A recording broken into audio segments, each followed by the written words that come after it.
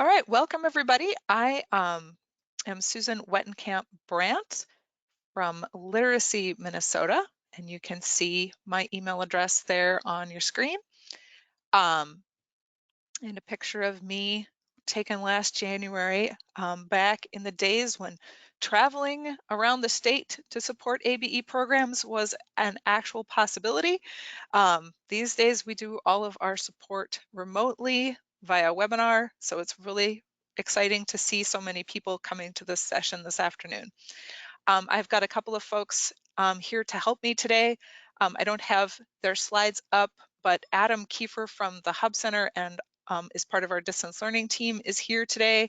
And also Astrid Leiden from Minnesota Department of Education is here. So they're going to be watching the text chat for me and also helping out if anybody has any technical issues during the session. So if you need help getting your audio working or accessing any of the links, those sorts of things, you can drop a text chat over to Adam or Astrid. And Adam and Astrid, go ahead and say hi to everybody if you are so inclined. Hi everybody, this is Adam Kiefer. Hi everyone, Astrid Leiden here. Glad to see you all. So just wanted to let everybody know that these slides from today's session are on Google Slides, and they are publicly available at this short URL on the slide here, and that is also linked in your materials section of the webinar, so you can go ahead and access those anytime and follow along if you want, or just keep them for reference later with all of the links and things in them. And then we also have the link here to the Minnesota Distance Learning website, where you can actually find the policies and the application forms that we're going to be talking about throughout the session.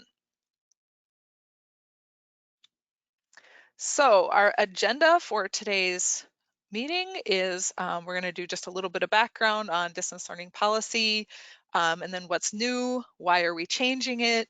We're going to spend some time talking about what kinds of courses we're looking to receive applications on. I actually have some examples of courses that have already come in, partly through the piloting process for figuring out how the applications would work. And we can talk through what those look like, answer some questions that I think everybody probably wants answered, like how do I submit an application that will easily be approved? What happens if we're sort of building the course as we teach it? How long does it take to get a course approved? And then some questions around copyright and fair use and how that applies in an online course. And then I'm really hoping to have quite a bit of time at the end for questions and answers to make sure everybody can get their questions answered. So that's a lot to get through in an hour. So I'm going to jump right into it, and feel free to drop questions in the text chat at any time. So a little background, ABE law and distance learning policy. So the law regarding allocation of funding for Minnesota adult basic education describes how the formula divides out funding via contact hours, and contact hours specifically excludes homework, but includes interactive distance learning. So that's important for us to think about as we're thinking about approving teacher-created courses, because we need to make sure that what we're doing is interactive distance learning. So what differentiates homework and distance learning, right? So one of the big, most critical components is that distance learning has instruction on new concepts or skills or language, plus opportunities for practice.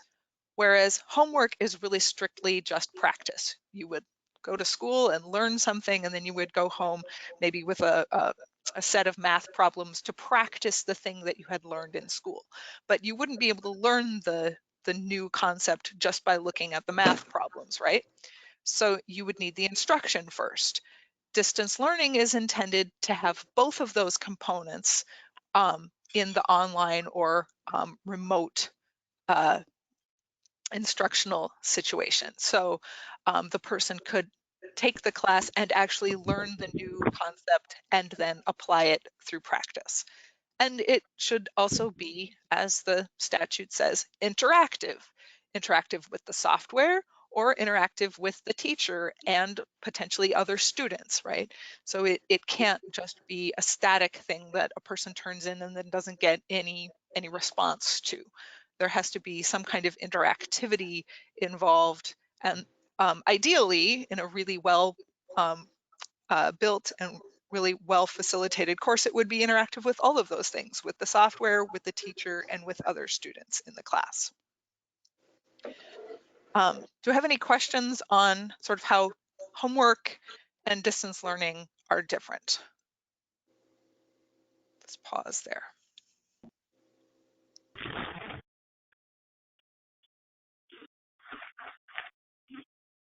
Oh, and I do see somebody's got their hand up. Margot has her hand up, Susan. Go ahead, Margot. You can just unmute yourself and ask your question. Oh, I thought y'all were in charge of unmuting me this time. Don't leave me unmuted. Anyway, so I want to talk about the interactivity. When you're talking about interactivity with the teacher and or with other students, with the teacher, then are you referring to a kind of like a blended learning model, or are you referring to the fact if the student is actually doing distance learning, the teacher might be sending the student information on how to do the lesson or tutor the student through the lesson while Could they're at be a any of distance? those things. So Okay. it could be synchronous support. It could be asynchronous. It could be giving feedback on the work that the student has submitted, and then the student takes that feedback, does something with it, and resubmits it, right? Okay. And Um, so, it I'm could be sorry. via email or whatever the modality is. There just needs to be some kind of interaction between the teacher facilitating the learning and the What, student doing the learning. so can you give me an example of what you would mean by with other students also? So in an online course in the learning management system, a student might be required to post something in a discussion forum, and then other students would respond to that post. It's a little bit harder if you're not doing it in a learning management system where students can connect with each other, but if you do have that as a tool, then student-to-student interaction is also a possibility. So what I was thinking was we have students who might tutor one another or work in groups when they do their distance learning work together. They actually sit in little groups between themselves without a teacher there. So we can consider that interactivity, right? Right. If Okay, the students are fantastic. collaborating on a group project, right? Sure. Yes, absolutely. Fantastic. Thank you. All right, there's another question coming in via the text chat, it looks like. Commenting on Google Docs while working with a student qualify as distance learning. Suggesting fixes for the next time they meet with the teacher. In this context, Deb, that would work as part of a course. So that might be an activity that would be part of a course where a student would submit an essay, and then the teacher would give feedback, and then the student would take that feedback into consideration. Just the assignment by itself wouldn't qualify as a course, because you'll see kind of what we're looking at in terms of a course in the coming slides, but an activity like that could be part of a course for sure.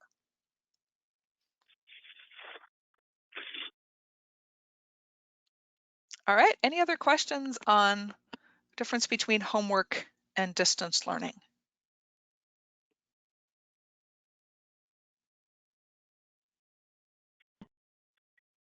If not, we will move ahead, but if you do think of things, feel free to drop them in the text chat anytime.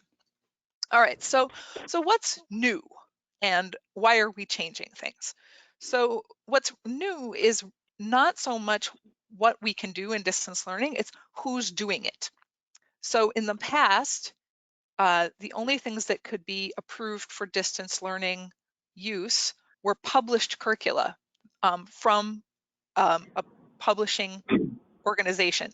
So you might buy some software from Rosetta Stone or Edmentum or whoever your publisher was, and they built the curriculum, they organized it, they aligned it to standards, and you just used it.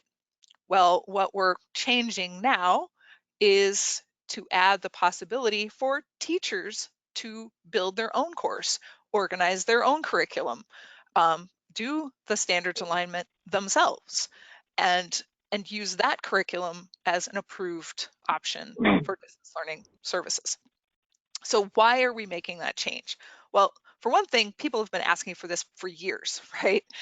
There have been teachers doing work, particularly in career pathways programs and very specialized child development courses, some other kinds of career type work where they've built an online course that they've been teaching, and they're saying, well, hey, why can't this be approved for distance learning? And there simply wasn't a mechanism for making that work.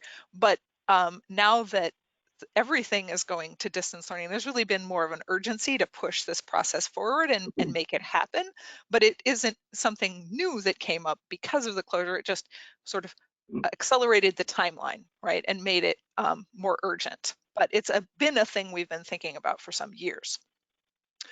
It also really mirrors the instructional delivery systems of K-12 and higher education, where teachers have learning management systems and they build out their curriculum and their class according to the standards that are required for the content domain they teach.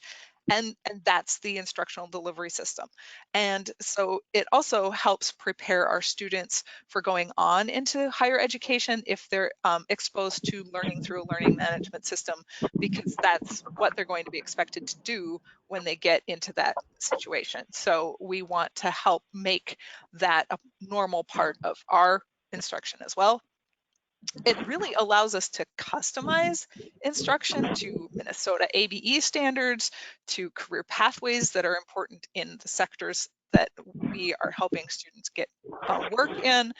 We can customize instruction to adult diploma requirements, things that we can't really expect a publishing company that's trying to serve people all over the country and in many other countries to be able to tailor things to our needs specifically. But we know that content as educational professionals in our state, and we can do that work where we can't really expect them to. So it really allows us to be much more customized, and it recognizes the expertise and skills of all our Minnesota ABE professionals. We know what we're doing. We're good at this work, and we want to recognize our own expertise as leaders. So there was a question, it looks like, in the text chat. Let me see if I can get to that. Would this allow us to integrate various already approved distance learning sites into our online classroom and make it all one class in SID? Potentially, although it might be tricky for you to figure out exactly how to do the hours, but if you could figure out a way to make sort of the hours counting work, I think you could probably do that.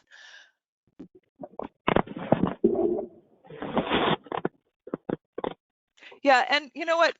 We're getting a little background noise from someone. So if you can keep yourself muted when you're not asking a question, I would appreciate it.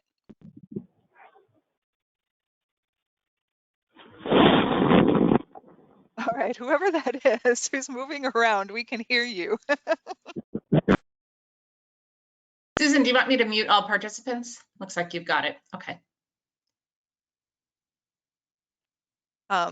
I think Adam may have done that. All right. So any questions about what's new, what's changing?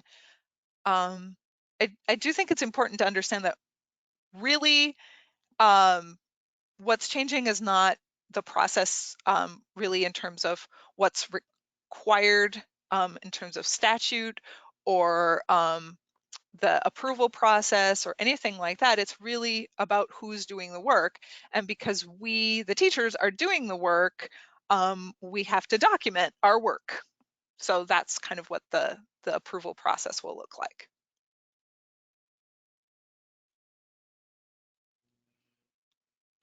All right, so what kinds of courses are we talking about?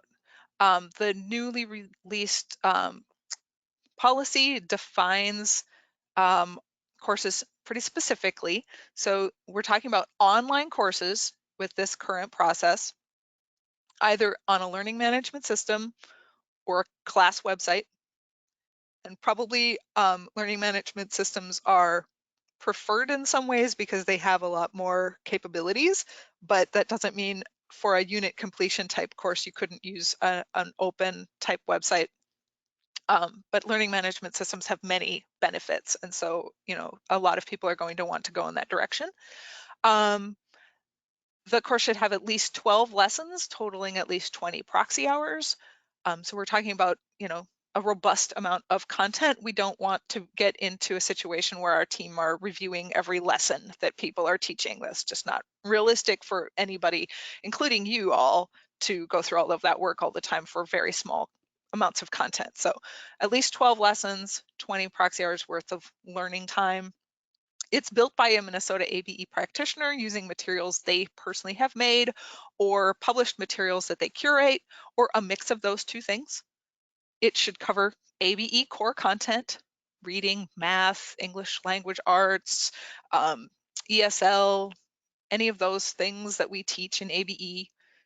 And it should be aligned to Minnesota ABE content standards. So the CCRS, the TIF, and the North Star Digital Literacy. And there is a question here from Elizabeth saying, is Google Classroom considered an LMS? Yes, I would consider Google Classroom to be an LMS. So to get a little bit of more clarity around what we're talking about in terms of courses, I have examples of the first 3 courses that have been approved through this new application process. 2 of them came in during the pilot when we were trying to figure out how the system would work and what the applications would look like. And the 3rd one actually was the first one submitted through this process. So the first 3 approved courses, one is a grammar and writing course. It is self-paced around CCRS language anchors at the D and E level. It's unit completion model with 3 hours per unit. It's built in Schoology. All the materials are created by the teacher. And those materials include slide presentations, writing tasks, quizzes, readings, videos, and some activities that learners download as like Word documents.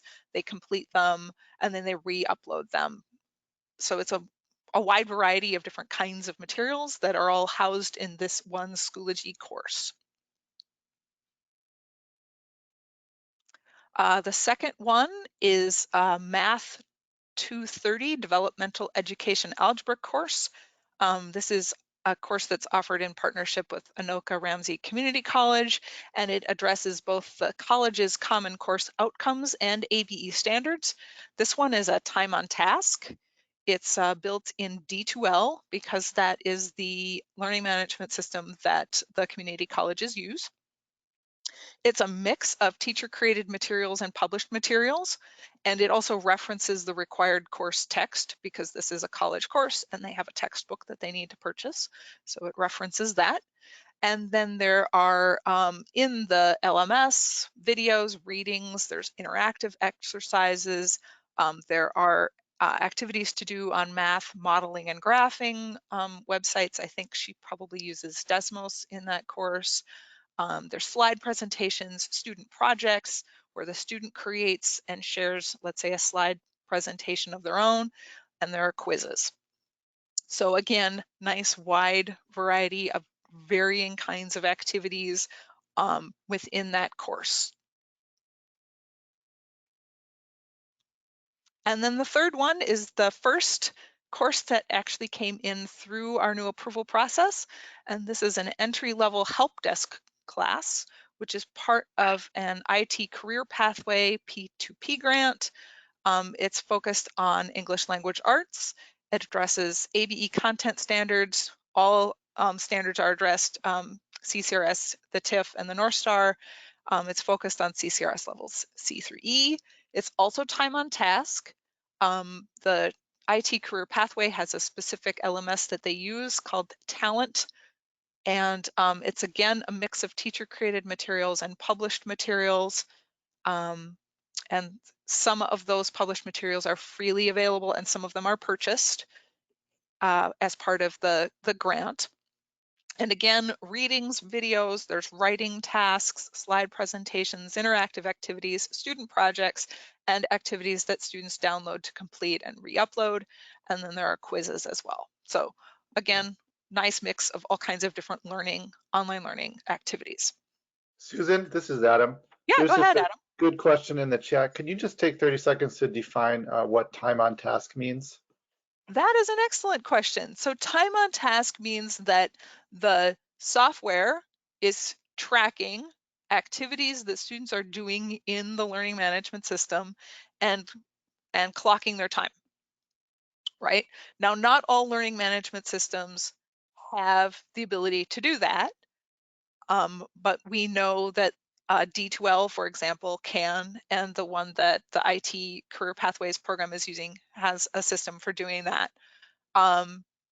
And so when we talk about approving distance learning platforms for statewide use, if they're purchased, we also look at, does the software have the ability to track the time, the activity time of students or not? And if it doesn't have the ability to do that, what we do for counting proxy hours instead is unit completion. So we say, okay, how do you define a unit? And how do we know when the unit is complete?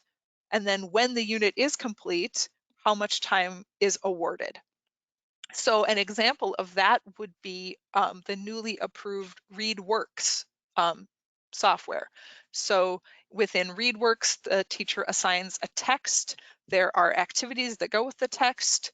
The student reads that, completes the activities, and when it's completed and the teacher can see that the student has done the work, the student gets 30 minutes of proxy time.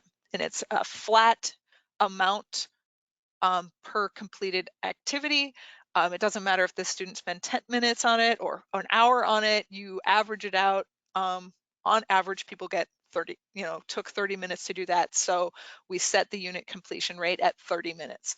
So teachers who are doing their own classes and building those out for their students, if they're building it on a learning management system that doesn't track time on task like Schoology, the idea would instead be to do a unit completion model where the teacher would say, okay, well, I've got this video and it takes about 10 minutes to watch the video, and there's a reading and it's about maybe 20 minutes to read that, and then there's some questions that go with that and that should take 10 minutes.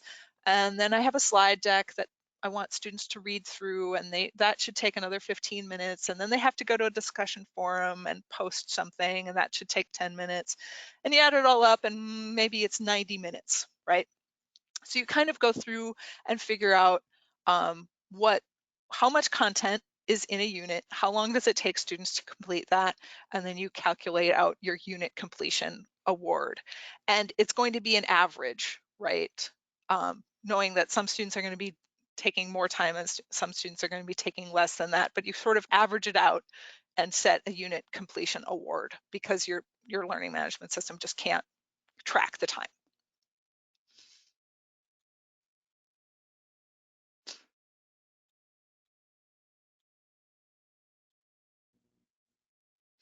All right, a few questions coming in the chat, and I don't know if I can catch all of them, but I do see there's a question from Deb saying, do you have information for us on relative costs of LMS platforms, Schoology, D2L, Google Classroom?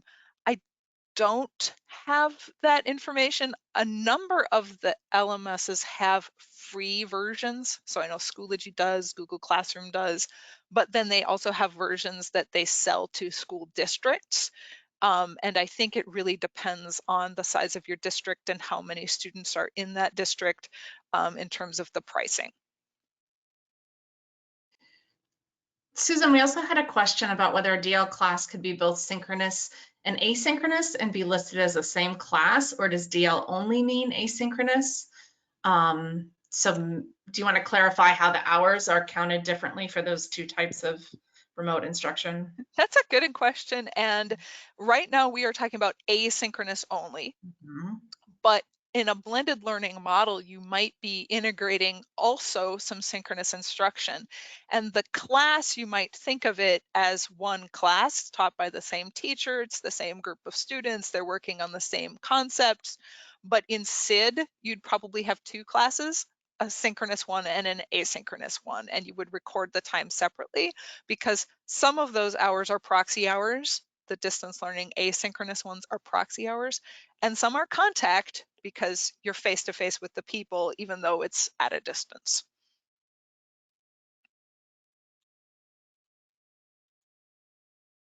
Oh, and Mike, we're going to talk about some copyright stuff when we get towards the end of the presentation. So yes, we'll definitely address that. And Jill, also, yes, we're on the application form, we do actually ask people whether they would be willing to share their course materials with others to use. So we're encouraging people to do that. And the idea would be that you would pilot your course for a period of time with your own students to make sure everything's kind of working the way you want and that the hour awards make sense. And then after that pilot period, then we would have a conversation with you about figuring out the best way to share that. It might be through a public Google Drive, it might be through our Schoology group, but there are definitely going to be ways to try and share those materials so we don't have to constantly reinvent the wheel. So thinking again to these sort of these examples of courses that we've already received, what do they have in common? Well, for one thing, they were already courses that were in existence and they were being used prior to the COVID-19 shutdown, which is probably why people were able to get them in right away and ask for approval, because it was an ongoing effort, right? I know that's not going to be the case for most of you listening to this webinar. Most of you are going to be building something new. But you can kind of take a look at what has been done and think about that as a model. The courses were organized and aligned to standards from inception, which I think makes it really easy for the teacher when they fill out the application to talk about what the standards alignment of the class is, because they've already done that work when they're thinking about building the class. And they have a really robust mix of materials and activities for both instruction and practice. So that's kind of what you're seeing for the examples of the classes coming through. So I'm going to pause here and see if there's any other questions, Adam or Astrid, you think from the text chat that I should address before we actually go look at the applications themselves. Well, there's one question from Jill. Her question is, will the approved courses be somewhere so that we can access them? I think you kind of addressed that already, but also we're still working on that piece. We're kind of working on it, and it's also, of course, up to the person who made it to decide if they want to share it. So we can't force people to share their work. We can request nicely that they share their work.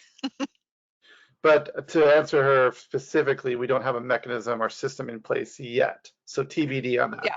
TBD, we do have a space in the Schoology group for teachers who are building material in Schoology that they could share their material through that mechanism. But for other content built on other learning management systems, I think it's yet to be determined. In fact, the grammar and writing course that I talked about as example number 1 is actually available in the Schoology group. The materials are there and available for people to use.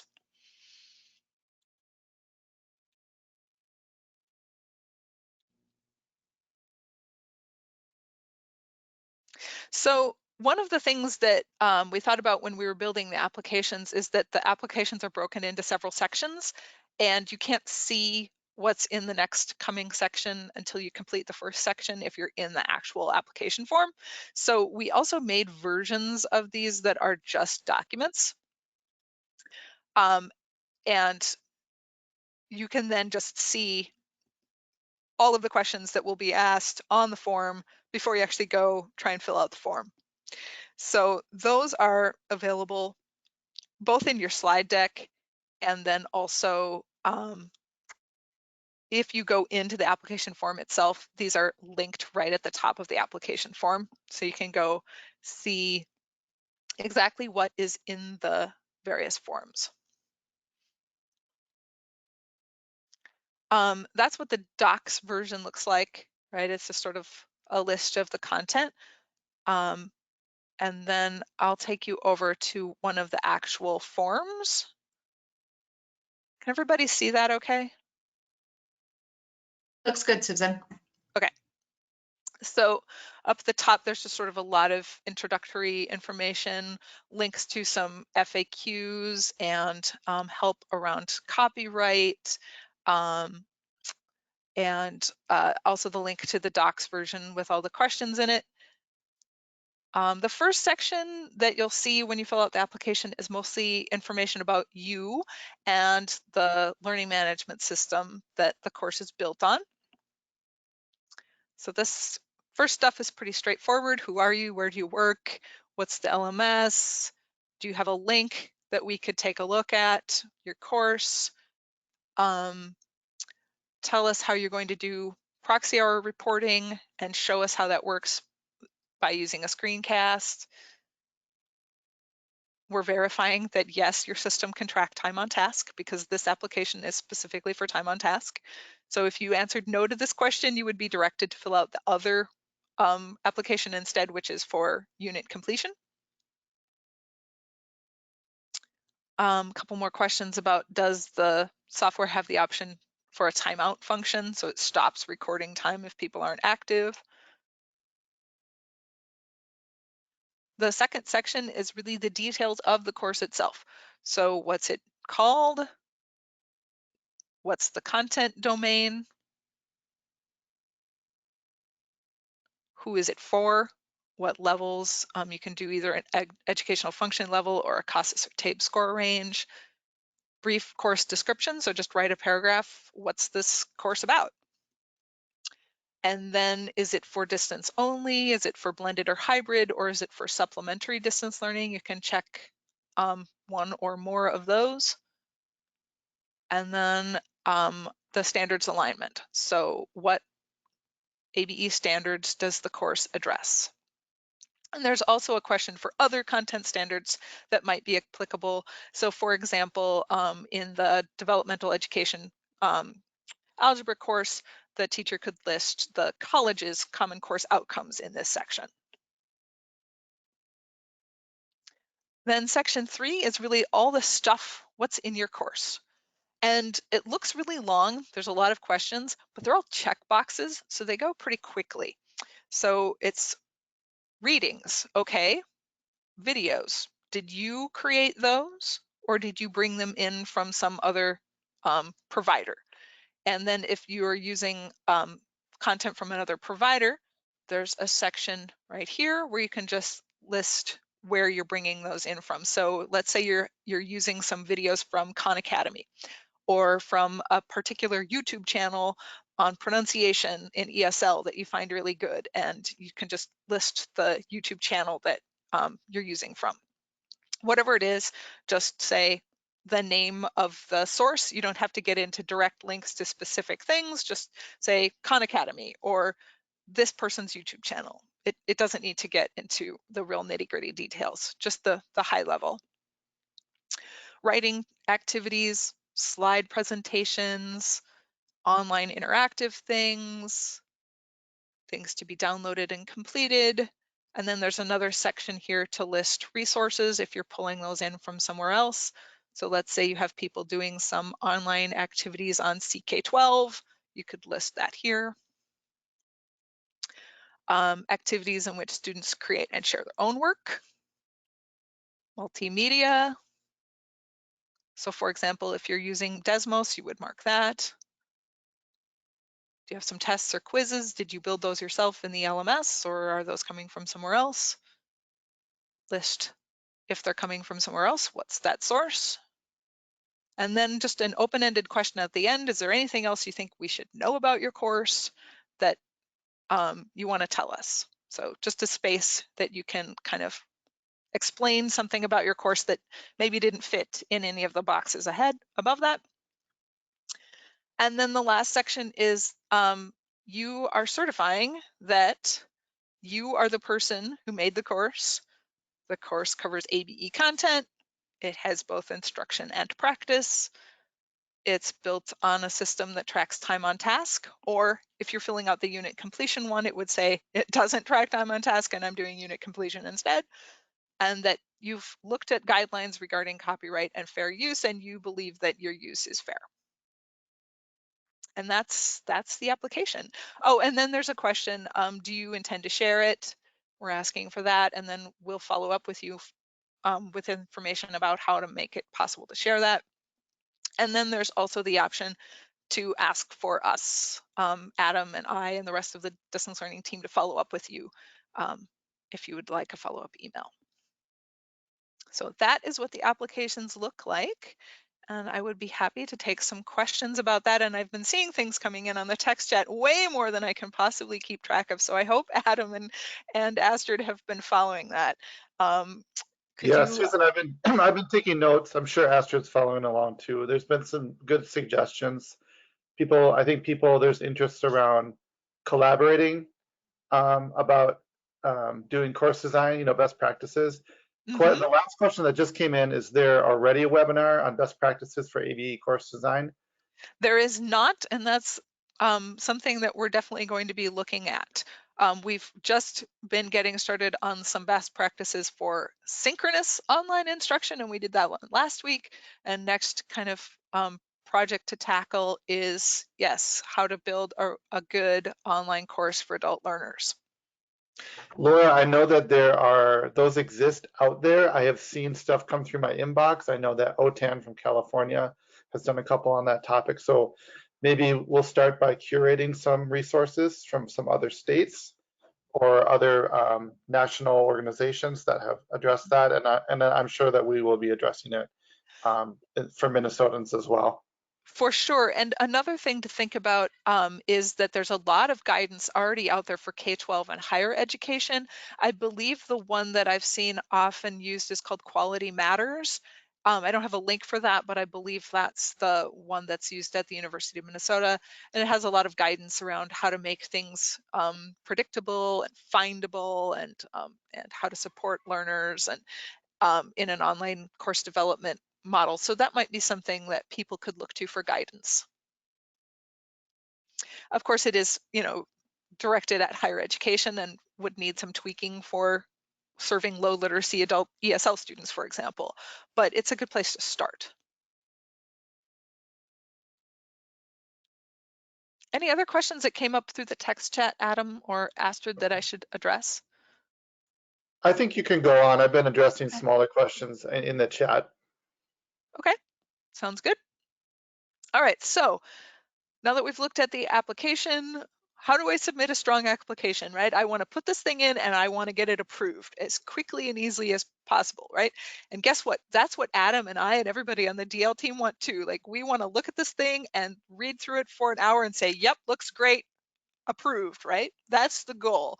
We don't want to be spending a lot of time going back and forth and trying to figure things out. We want as clean a process as possible for everybody involved. So specificity and detail, right? Especially when it comes to things like standards alignment and how you're going to figure out the proxy hour process, right? If you have a really good, strong standards alignment and documentation on how the proxy hours are reported, that's going to be two really big positive plus check marks on your application.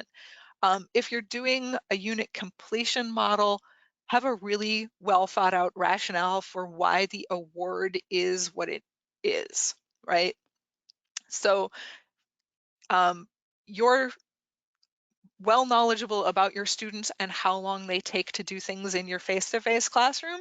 You're going to draw on that experience and explain why you think the numbers are what you say they are. But if you just put a number in there and you don't have a rationale, that's going to be a red flag, right? And obviously, like we said, distance learning has to have instruction, not just practice. So there has to be clear evidence in your materials list that there's instruction, not just practice. It should have a variety of things, right? It shouldn't just be one kind of activity over and over and over again. It should be a mix of different kinds of teaching and learning materials and activities. And wherever possible, if you provide links to the course itself, screencasts or screenshots as documentation so we can really get a sense of what this thing is, that's going to help too, because you know what the course is, you've seen it, you have it in mind, we haven't. All we've got is your words in a form. So the more transparent and clearly documented it can be, the easier it's going to be for us to approve it. Laura says, do videos count as instruction? I would say yes, definitely, right? If you think about Khan Academy, for example, you watch a video on how to do this kind of math problem, and then you practice by doing some math problems. That's instruction and practice. Red flags. The standards are poorly addressed. The proxy error process is not well documented. It's not clear how that's going to work. If your unit completion awards are really large, that's probably going to be a red flag too, right? So most of the courses are probably going to have unit completion awards in 1, 2, 3 hours. If you submit something with a 20-hour unit completion award, we're going to have questions about that, right? Like, how does that work? If we see anything that looks like a potential copyright violation, that could be a red flag too, like talking about scanning in a textbook and posting it online. Probably gonna have questions about that. If it's a really narrow range of materials and activities and there's no clear evidence of instruction, right? If it's like a whole series of quizzes, we're probably gonna have questions about that. And then if the minimal information is provided, right, then we're gonna have a need to follow up and get more information for you. Question about making teacher-created videos and directing them to a DL platform to a complete practice in MobiMax. Yeah, I think that would totally make sense, right? You create a video teaching a concept, and then you send your students off to an existing content provider to do some practice exercises. That makes total sense. Susan, we also had a question about whether a course can be a combination of time on task portions and unit completion. And then what might the application look like if it were a combination? That is not something I've really thought about yet. Yeah. So that might be a curveball. Yeah. I mean, put the application in if you want to try and mix modes, but recognize that it might take a little bit longer to get approved, and we might have to have a bit more dialogue with you about how does that work. Now, for example, if you are sending people out to an existing approved distance learning platform, like let's say Khan Academy or MobiMax, then I would just say, do your own stuff in your LMS as a unit completion model and track the time on task from the time on task platform and just record them separately, because that just makes it probably cleaner in the data. But from the student's experience of doing the work, you could think of it as one class. It just might be recorded differently in SID, if that makes sense. Susan, we also had a question about the time frame for whether the courses like this will continue to be approved beyond current school closures and into the fall. And the answer to that would be yes. I definitely think so, because like I said, this is a thing we've been wanting to do for some time prior to the COVID-19 shutdown. The urgency to get it done now is because of the shutdown, but it's something we've wanted to do for a variety of reasons for some time. If we think back to why are we making the change and what's the benefit of the change, you know, that customization, the being able to address specific Minnesota needs, recognize the expertise of our teachers, aligning to what's happening in the higher education system, all of those things apply regardless of pandemic related closures. So I don't foresee any reason of going backwards.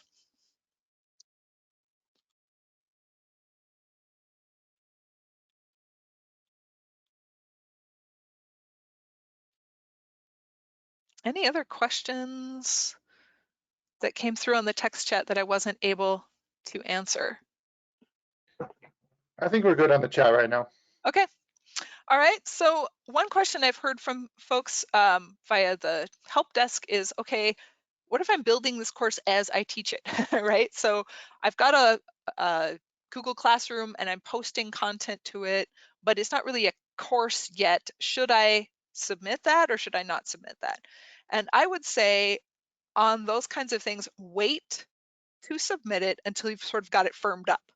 But while you're doing that, track your data, because the whole system around distance learning platform approval has always been that when a new platform is approved, teachers can retroactively report the hours from the pilot phase. So that's been true on purchased curricula, and I think that should continue to be true for teacher-created curricula as well. So you would be building out your course over a period of 2 or 3 months and getting everything the way you want it. And then once it's in good solid shape as a product, as a course, you submit it and it gets approved, and then you can retroactively go back and count those hours. Now, if you have to go back for more than 1 month, you would need to get in touch with Urban Planet to talk about how to retroactively count those hours. But we've done that before for other distance learning platforms. So I think it can be done. We just need to give you a little bit of extra support around that. Susan, great question in the chat from Jessica. Once a course is approved, whoops, course it just moved.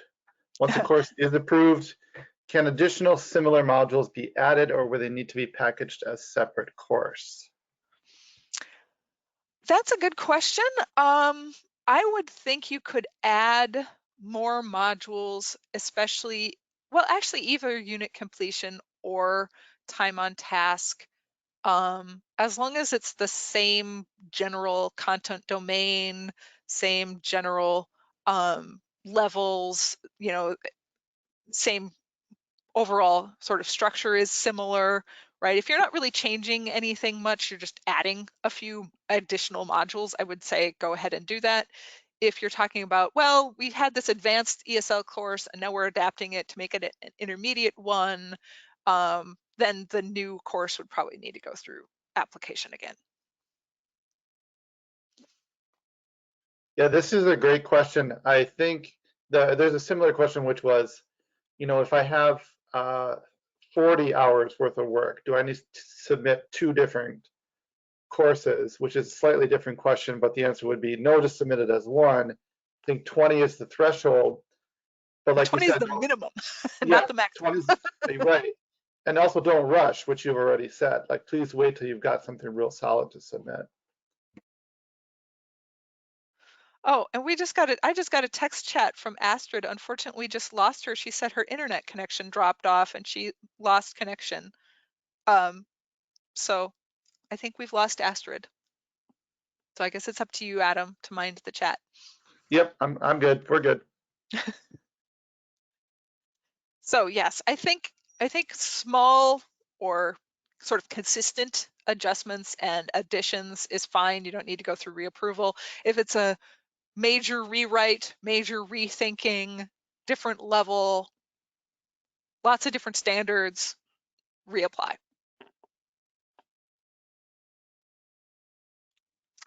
So how long does it take to get your course approved? I would say ideally no more than a week.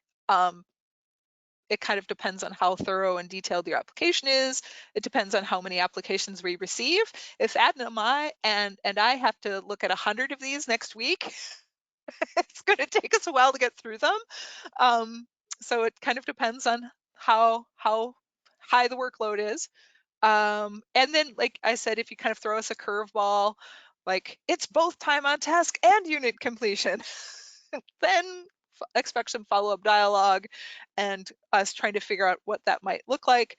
It wouldn't mean we wouldn't approve your course. It would just mean we'd have to figure out how does that work, right? So that's going to involve more conversation between you and us.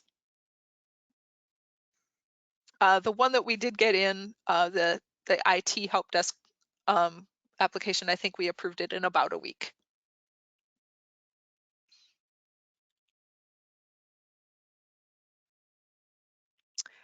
Susan has a question. Where do we reference the standards we are covering in the application or in a separate document? There are questions in the application, specifically one for CCRS, one for ACES TIF, and one for North Star, and then an other if there's anything else that would apply. But for example, when the developmental education course came in, the teacher for that had an existing standards document as a Google Doc, and she just sent a link. Like, here's the link to my standards documentation, right? And that was fine because she had all the work. She didn't need to retype it.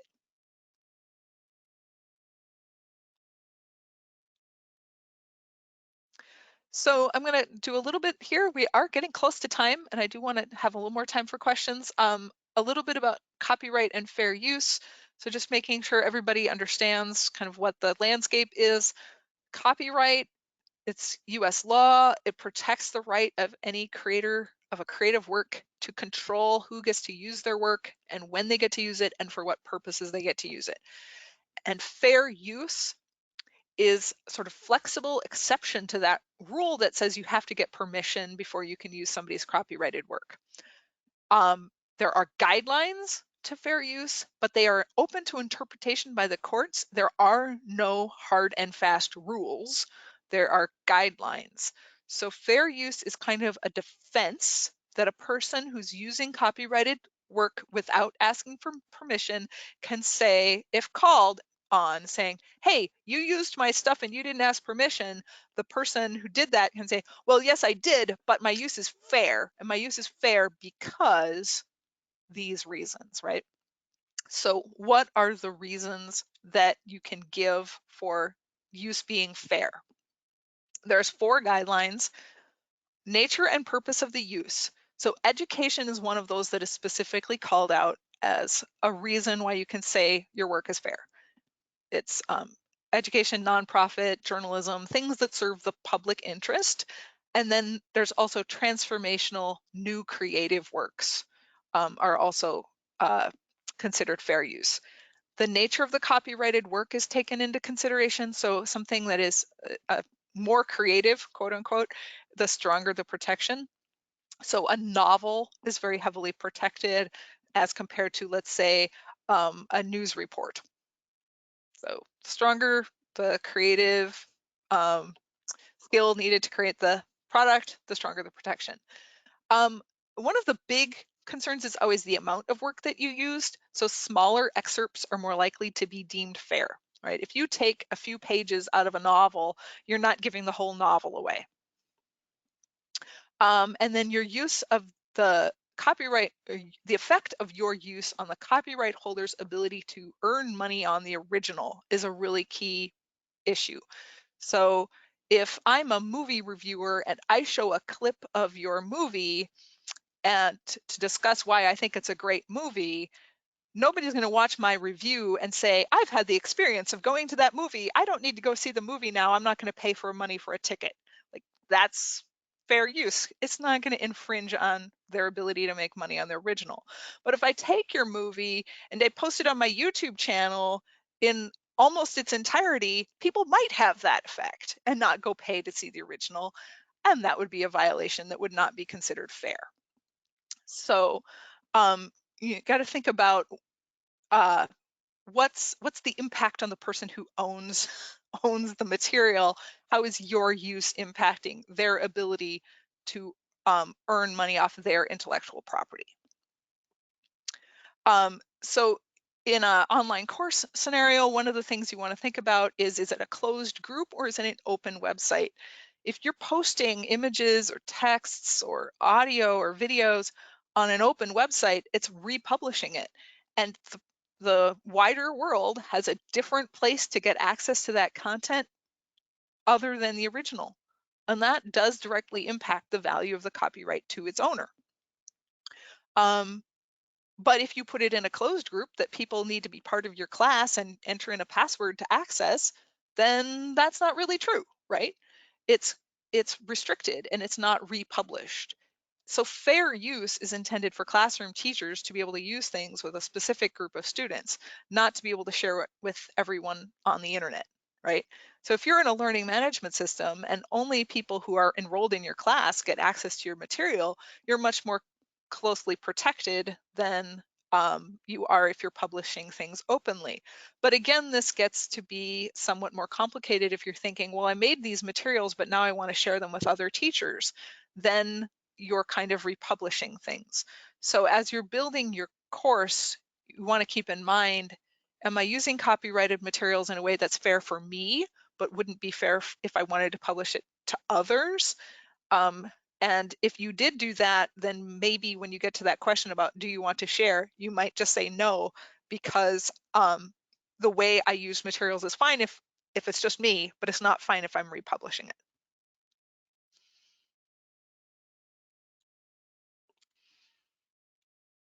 Another thing to keep in mind is that search engines make it really easy to catch violations, right? So there are algorithms that actually just scan the web looking for images, text, and audio, and flagging them from copyright and sending you an automated email telling you that you have to pay a fee for using the copyrighted material.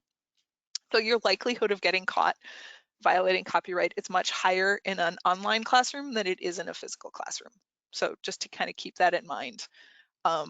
The violation of photocopying things in your classroom is still a violation, but the chances of getting caught are extremely low. They're much higher if you're posting it on a website.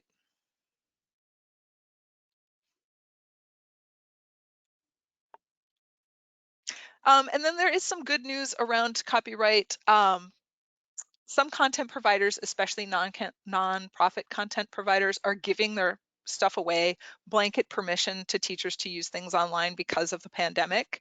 So you might kind of want to keep an eye on that. I think ReadWorks, for example, is one that has said, yes, you can put your stuff on your course, no problem, right? Even though it's normally copyrighted. There are also many openly licensed materials that are freely available to use, and we have links to some of those in our frequently asked questions guidance document.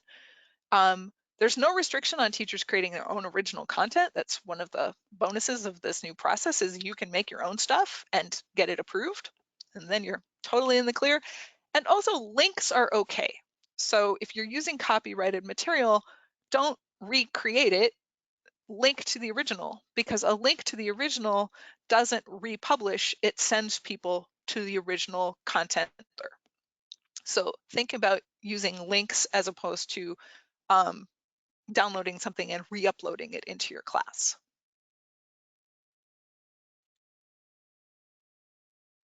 So were there questions, Adam, from the text chat about copyright stuff before we wrap up?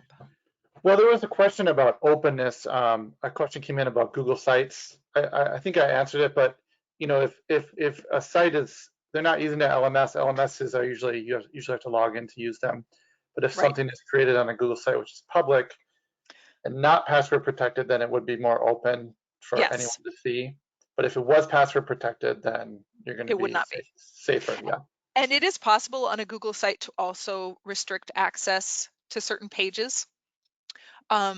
To do that, the person that you're restricting the access to has to have a Google account. So it's kind of like sharing a Google Doc or some other kind of Google product. You can share it with individual people who have Google accounts, and then it's only visible to them, or you can share it openly, right, to anybody who has the link. So Google Sites pages can be made either way. You can either make them accessible only by people they're shared with and they have to log into their Google account to view it, or you can make it a publicly available website, right? So on the same website, you can actually have different pages with different restrictions. So if you have copyrighted material and you want to put it on your Google site, you could put it in a particular page of the site that requires login. Lots of questions just came in the last 1 minute. Sheila's question, I think Sheila's question, if you can see that, Susan, might be worth addressing here. Sheila Seberg. Something about a detailed citation as opposed to not citing a source. I don't think it really makes a difference. You can cite people, but if you don't have permission, you're still violating the copyright. Unless it falls under fair use exemption, right? And part of fair use is you should also give attribution and say where you took things from, right? the less you do that, the more likely you are deemed to be not fair.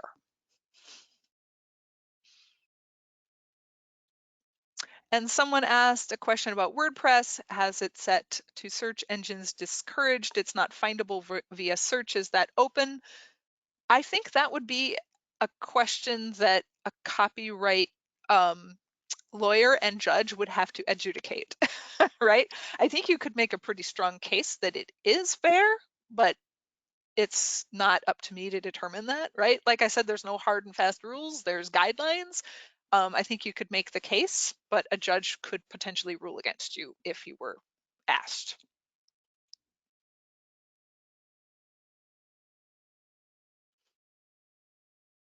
And then there's a question about, what if we personally pay for a subscription to a site that charges a fee? Can we use those worksheets without violating copyright? I think it depends on the terms of the license that you purchased, right? So some products that you purchase specifically say you can reproduce this for students, right? And some don't say that. So you would have to look at the terms of use that are associated with the license that you purchased.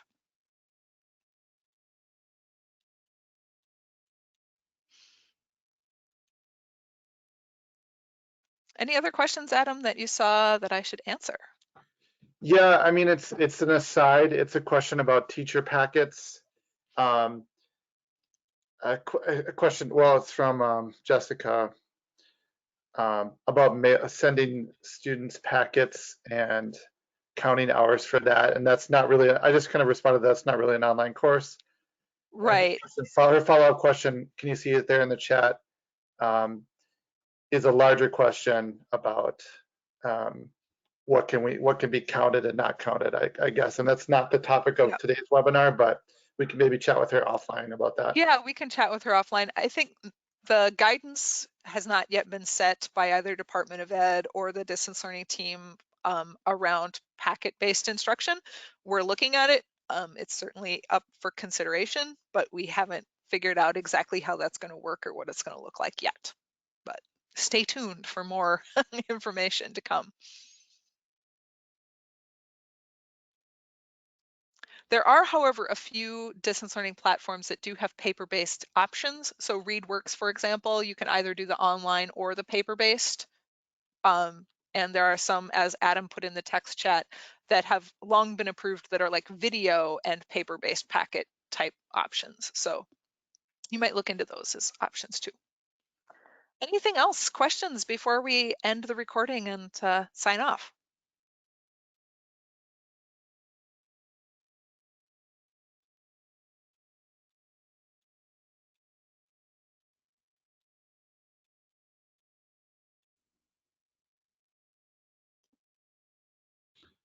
Nothing new coming in right now. Nothing else? I'm going to end the recording, but I'll stick around and answer questions if anybody has follow-ups.